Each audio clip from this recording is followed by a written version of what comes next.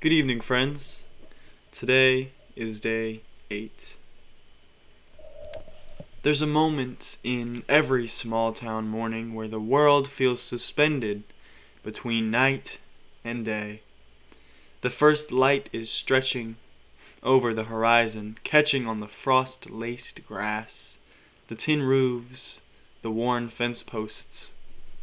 Before the sound of engines and chores, before the smell of fresh coffee and biscuits on the griddle, before the world picks up its burdens, there is one constant: the sound of birds.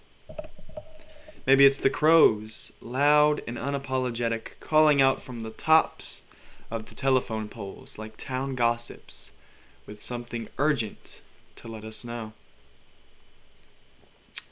Maybe it's the sparrows, small and quick, never still for long, hopping from fence post to fence post. Or maybe it's the mourning dove, her voice soft and low, singing a song full of longing and memory. If you've ever lived near an open field, a grove of trees, or even a quiet front porch, you know this sound. Birds start their day in a way that feels effortless. No hesitation, no fear, no grogginess, just song. They wake up and do what they were made to do. No one tells them the world is too broken for singing. No one tells them to wait until things are easier. They simply open their beaks and let the music rise. Jesus points us to the birds when he told us not to worry. Matthew 6:26 says, "Look at the birds of the air. They neither sow nor reap nor gather into barns, and yet your heavenly Father feeds them. Are you yourselves not of more value than they?" Birds, they don't sweat about their next meal. They don't have barns and silos of stored up grain. They don't have bank accounts, safety nets, 5-year plans, 401ks, Roth IRAs. And yet every day they have enough. They get what they need. But here's the thing. Birds, they don't just sit around waiting for a worm to fall into their beaks. They go looking.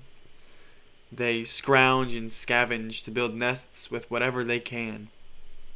Twigs, grass, even bits of old thread left tangled in a fence.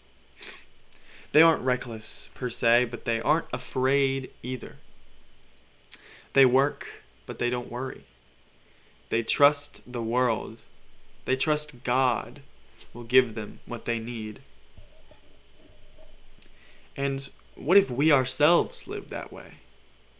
Not in a reckless, don't plan anything kind of way, but in a deep, settled trust in God that says, I will build what I can, and God will fill in the gaps. I will gather what's in front of me, but I won't let fear be my master. I will sing my song, even when the sky is dark. In a world that tells us to be afraid, to hoard, to always be bracing for disaster, Jesus points to the birds and says, watch them. They aren't panicked. They aren't clawing for control. They just live. So today and onwards, can we try and strive to be like the birds? In this season, can we attempt to be like the birds? Build on what we can. Trust for what we can't.